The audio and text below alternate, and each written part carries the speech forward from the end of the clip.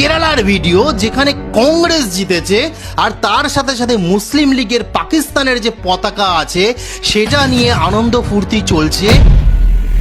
ভিডিওটা শুরু করবার আগে আমি আপনাদের কাছে হাত জোর করে বলছি, আমি যদি এই ভিডিওটায় ভুল কিছু বলে থাকি তাহলে অবশ্যই আমাকে ক্ষমা করে দিও। এই যে ভিডিওগুলি চলছে এটা কোনো পাকিস্তানের ভিডিও না, এটা কোনো বাংলাদেশের ভিডিও না, এছাড়াও কোনো ইসলামিক কান্ট্রির ভিডিও না, ভারতবর্ষের মধ্যেই কেরালার ভিডিও যেখানে কংগ্রেস জিতেছে আর তার সাথে সাথে মুসলিম লীগের পাকিস্তানের যে পতাকা আছে সেটা নিয়ে আনন্দ ফুর্তি চলছে। এই যে ইন্দ্রজিৎ স্যার যে কথাটা বললো যে আমাদের কেরালার মধ্যে পাকিস্তানি পতাকা ওড়ানো হচ্ছে, এটা কি আদৌ সত্যি বা এর পেছনে কি এমন রহস্য লুকিয়ে আছে যেখানে তুলনা করা হয়েছে এই পতাকাটাকে নিয়ে যে এটা পাকিস্তানের পতাকা, সাথে সাথে মুসলিম লীগের পাকিস্তানের যে পতাকা আছে সেটা নিয়ে আনন্দ ফুর্তি চলছে।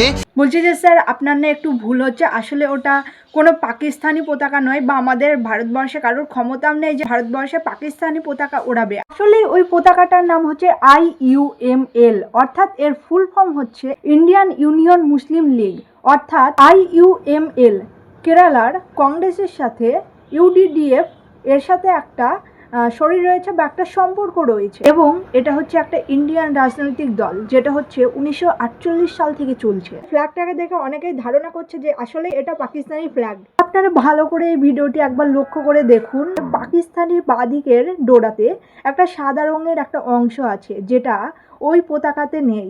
ওই পতাকা দুটোর মধ্যেও একটা মিল রয়েছে, পতাকা দুটোর মধ্যেই আছে চাঁদ আর তারা। দেখো বন্ধুগণ, গাড়ি সবুজ রং বা সবুজ জামা কাপড় পরা মানে এটা কোনো পাকিস্তান নয়, বা আমাদের ভারতবর্ষের যেসব গাছপালাগুলো জন্ম নেয় সবুজ, সেগুলো কোনো পাকিস্তানের কোনো অংশ নয়। এটা পুরোপুরি একটা মিস ইনফরমেশন, এবং এটা হচ্ছে একটা রাজনৈতিক পার্টির রং। সেটাকে আমাদের স্বাধীন রাষ্ট্রীয় দেশ অর্থাৎ ভারতবর্ষে রাখা উচিত নাকি ব্যান করে দেওয়া উচিত? অবশ্যই এটা আপনারা কমেন্টে জানাবেন। যদি ভিডিওটি ভালো লাগে অবশ্যই লাইক কমেন্ট করে পেজটিকে ফলো করে দিও, আর যদি ইউটিউব থেকে দেখো তাহলে অবশ্যই পাশের ঘন্টাটি বাজিয়ে দিও। দেখা হচ্ছে নেক্সট অন্য ভিডিওতে। আপাতত